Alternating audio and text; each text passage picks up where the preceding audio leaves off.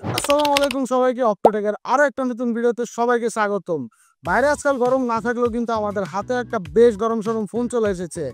গরম বলার কারণ হচ্ছে ফোনটার নামের শুরুতেই কিন্তু গরম বা হট আছে, যে আপনারা হয়তো কয়েকজনই ধরতে পেরেছেন আমরা কোন ফোনটার কথা বলছি। আমাদের কাছে আছে ইনফিনিক্স হট 60 প্রো প্লাস। তো এই ফোনটি ছোট ভাই বা বড় ভাই যাই বলেন না কেন, ইনফিনিক্স হট 50 প্রো প্লাসের একটি ভিডিও কিন্তু আমাদের চ্যানেলে দেওয়া আছে, আপনারা চাইলে দেখে নিতে পারেন, বা এখানে হয়তো আইকন শো করছে, এখান থেকে আপনারা চাইলে টিপ দিয়ে দেখে নিতে পারেন। তো চলুন এই ফোনটাতে আবার ব্যাক করি। ফোনটাতে আপনার পেয়ে যাবেন 144 Hz refresh rate, Sony IMAX 882 এর একটি 50 মেগাপিক্সেলের লেন্স এবং বাজারে সদ্যমাত্র লঞ্চ হওয়া হিলিও G200 চিপসেট পেয়ে যাবেন ফোনটিতে। এবং আরও কী কী থাকছে এই ফোনে বিস্তারিত বলবো এই ভিডিওতে। ভিডিওটি না টেনে সম্পূর্ণ ভিডিওটি দেখুন। আমি বিবেক জামাল আছি আপনাদের সাথে, চলুন ভিডিও শুরু করি। 155 গ্রাম ওজনের এই ফোনটার পুরুত্ব কিন্তু মাত্র 5.95 মিলিমিটার, যার কারণে ফোনটা যথেষ্ট স্লিম। তাছাড়া ফোনটার ডিসপ্লেতে প্রোটেকশন হিসেবে তারা ইউজ করেছে কর্নিং গরিলা গ্লাস 7i এবং এর ব্যাক সাইডে তারা দিয়েছে আপনার ফাইবার গ্লাস এবং বডি ফ্রেম হিসেবে তারা প্লাস্টিক রেখেছে। ফোনটি মার্কেটে মোট 6টি কালারে লঞ্চ করা হয়েছে, আমাদের কাছে আছে সিল্ক ব্ল্যাক ভেরিয়েন্টটি। তাছাড়া এর 128 জিবি যে ভেরিয়েন্ট সেটি আপনি মার্কেটে 22,000 টাকায় পেয়ে যাবেন এবং 856 জিবি ভেরিয়েন্টটা ওটা আপনার মার্কেটে 24,000 টাকার আশেপাশে পেয়ে যাবেন। ফোনটা যদি আইপি রেটিংয়ের কথা বলি সেক্ষেত্রে ফোনটাতে IP65 রেটিং দেওয়া হয়েছে, যার কারণে ফোনটা ওয়াটার রেজিস্ট্যান্স এবং ডাস্ট প্রুফ। তবে ফোনটা পুরোপুরি কিন্তু ওয়াটারপ্রুফ নয়, সুতরাং আপনারা কেউ পানিতে ভেজাবেন না। ফোনটার ক্যামেরা মডিউলে কিন্তু হ্যালো লাইটিং নামের একটা ইফেক্ট দেওয়া আছে, যার মাধ্যমে ফোনের ডিজাইনটা দেখতে বেশ প্রিমিয়াম লাগে।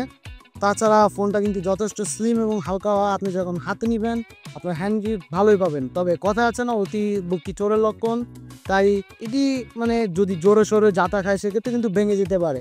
আপনারা চাইলে এর প্রোটেকশনের জন্য একটি কাভার ইউজ করতে পারেন, অথবা বক্সের ভিতরে যে কাভারটি পেয়ে যাবেন ট্রান্সপারেন্ট, ওটিও চাইলে ইউজ করতে পারেন। ফোনটির ডিসপ্লেতে কিন্তু আপনারা 6.78 ইঞ্চির একটি 3D কার্ভ অ্যামোলেড ডিসপ্লে পেয়ে যাবেন এবং ফোনটিতে রয়েছে 144 Hz refresh rate. 144 Hz refresh rate থাকায় আপনারা যখন গেম খেলবেন গেমিং সাইডে বেশ একটা স্মুথ এক্সপিরিয়েন্স পাবেন। তবে আপনি যখন নর্মাল ইউজ করবেন তখন আপনি 120 Hz বেশি পাবেননি। ইনফিনিক্স হট 60 প্রো প্লাস ফোনে কিন্তু 1.5K রেজুলেশন সাপোর্ট করে, যার কারণে কন্টেন্ট ওয়াচিং বা মুভি স্ট্রিমের সময় আপনারা ভাইব্রেন্ট ও কালারফুল একটি আউটপুট পেয়ে যাবেন।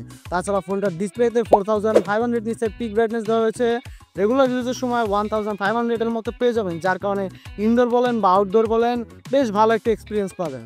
দেন screen to body ratio 89.3%। 3D curve screen বলা হলেও ফোনটার দুই পাশে বেজেল আরও ন্যারো করা যেত। এছাড়াও ফোনটাতে জেবেলের স্টিরিও স্পিকার থাকে, এর সাউন্ড কোয়ালিটি বেশ ক্লিয়ার ও লাউড ছিল।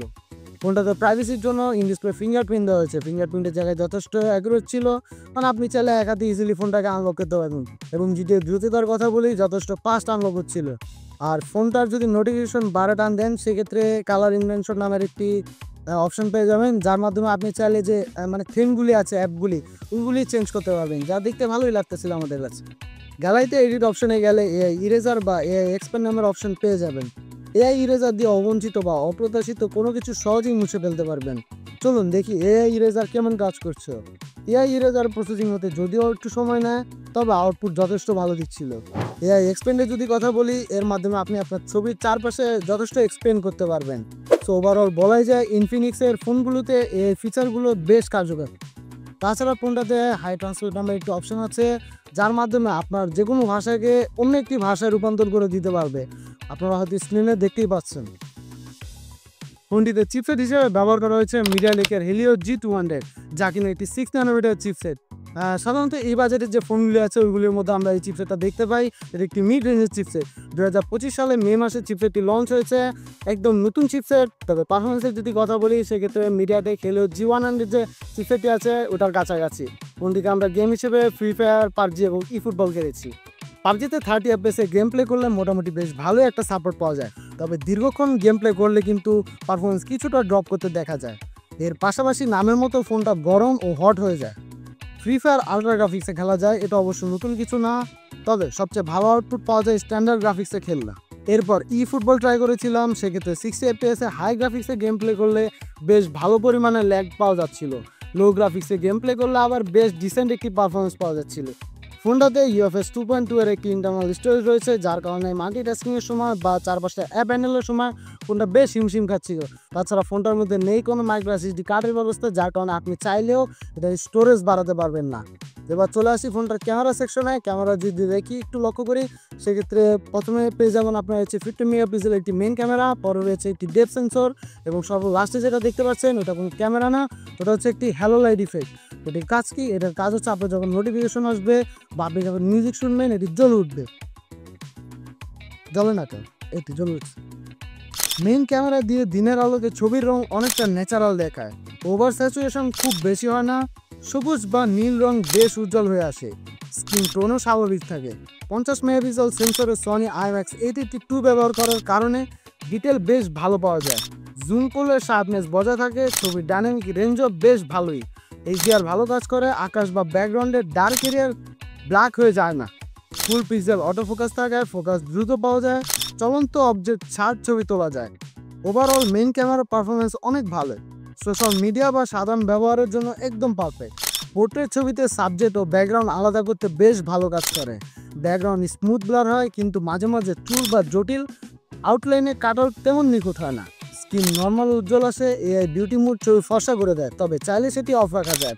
আলাদা ডেপথ সেন্সর থাকলেও আসল কাজ সফটওয়্যার প্রসেসিং করে, সেক্ষেত্রে ছবিতে কিছু নয়েজ দেখতে পাওয়া যায়। সেলফি বা পিছনের ক্যামেরা দুদিকে পোর্ট্রেট ভালো মানের, তবে প্রফেশনাল DSLR লেভেলের নয়। নাইট মোড অন করলে এক্সপোজার ভালোভাবে ব্যালেন্স হয়, অন্ধকার জায়গায় আলোকিত হয়, তবে লাইট সোর্স কিছুটা ফ্লেয়ার বা হ্যালো হয়ে যেতে পারে। নাইট মোডের ছবি তুলতে 1 থেকে 2 সেকেন্ড সময় লাগে, তবে বেশ ডিটেল ধরা পড়ে। কম আলোতে ন্যাচারাল মোডে কিছু নয়েজ দেখা যায়, কিন্তু নাইট মোড চালু করলে অনেকটাই কমে যায়। যেহেতু OIS নেই, সেজন্য হাত কাঁপলে ছবি ব্লার হওয়ার সম্ভাবনা থাকে, তাই নাইট শটের সময় হাত শক্ত রাখা জরুরি। নাইট মোড অন করলে ছবির মান অনেক উন্নত হয়, শহরের লাইট, রাস্তার আলো ইত্যাদি সুন্দরভাবে ক্যাপচার করা যায়। ফ্রন্টে 13 মেগাপিক্সেল একটি সেলফি ক্যামেরা দেওয়া হয়েছে, যেটি পারফরমেন্স মোটামুটি ভালো বলা চলে। ছবি হোয়াইট টোন করে দেওয়ার প্রবণতা ছিল। এছাড়াও ছবির ডিটেলস বেশি একটা শার্প না, যারা এরকম স্মুথ ছবি পছন্দ করে তাদের কাছে হয়তো ভালো লাগতে পারে। তবে পার্সোনালি আমি মনে করি কমপক্ষে 20 মেগাপিক্সেলের ক্যামেরা দিতে পারলে মানানসই হতো। 2K-তে 30 FPS এবং 1000p-তে 30 বা 60 FPS-এ ভিডিও করা যায়। মেইন ক্যামেরাতে OIS না থাকার কারণে ভিডিও করার সময় একটু শক্ত হাতে ভিডিও করতে হবে। ভিডিও কোয়ালিটি বেশ ডিসেন্ট ছিল। ফোনটাতে ব্যাটারি হিসেবে 5160 mAh একটি ব্যাটারি দিয়েছে, এবং এই ব্যাটারিকে চার্জ করার জন্য বক্সের মধ্যে একটি 45 ওয়াটের অ্যাডাপ্টার পেয়ে যাবেন, যা দিয়ে আপনি আনুমানিক 22 থেকে 23 মিনিটের মধ্যে আপনার ব্যাটারিকে 50% চার্জ করতে পারবেন। তাহলে আপনি একটা ধারণা করে নেন যে আপনি 40 থেকে 44 মিনিটের মধ্যে ফুল চার্জ পেয়ে যাবেন। ফোনটা Android 15 লঞ্চ করা হয়েছে, এবং ইনফিনিক্স কথা দিয়েছে ফোনটাতে 3 বছর পর্যন্ত OS আপডেট পাওয়া যাবে এবং 5 বছর পর্যন্ত সিকিউরিটি আপডেট পাওয়া যাবে। NFC টাচ ট্রান্সফার সাপোর্ট আছে এই ফোনটায়। এছাড়াও ফোনটাতে IR ব্লাস্টার সাপোর্ট রয়েছে, যার মাধ্যমে ফোনে থাকা অ্যাপের সাহায্যে টিভি কিংবা AC চালানো যাবে। সো ওভারঅল যদি এই ফোনটা নিয়ে কথা বলি, যে আকর্ষণীয় স্লিম ডিজাইন, বিশাল ব্যাটারি ব্যাকআপ এবং এই যে AI ফিচারগুলো কিন্তু এই ফোনটির একটি পজিটিভ দিক। তবে গেমিং সাইডে কিছুটা ফোনটা দুর্বল, এবং ক্যামেরাতে আলট্রা ওয়াইড বা টেলিফোটো লেন্স নেই, যার কারণে কিন্তু কাস্টমারের মনে একটি বিরূপ প্রতিক্রিয়া সৃষ্টি করে। তবে ভাই, এসব নিয়ে যদি আপনার মাথা ব্যথা না থাকে, সেক্ষেত্রে আপনি এই ফোন নিতে পারেন, কারণ এটি হচ্ছে একটি অফিসিয়াল ফোন, এবং এর মধ্যে আপনি একটি বিশাল সিকিউরিটি আপডেট পেয়ে যাবেন, কারণ অনেক লং টাইম ধরে একটি সিকিউরিটি আপডেট পাবেন। সো চাইলে আপনি নিতেই পারেন। আজকের জন্য আমি ডিউল জামান এখানে বিদায় নিচ্ছি। দেখা হবে নতুন একটি ভিডিওতে নতুন একটি ফোনের সাথে। যদি ভিডিওটি ভালো লাগে, সেক্ষেত্রে আমাদের চ্যানেল সাবস্ক্রাইব করে দিবেন, ফেসবুক থেকে দেখে থাকলে ফলো করে দিবেন। আসসালামু আলাইকুম।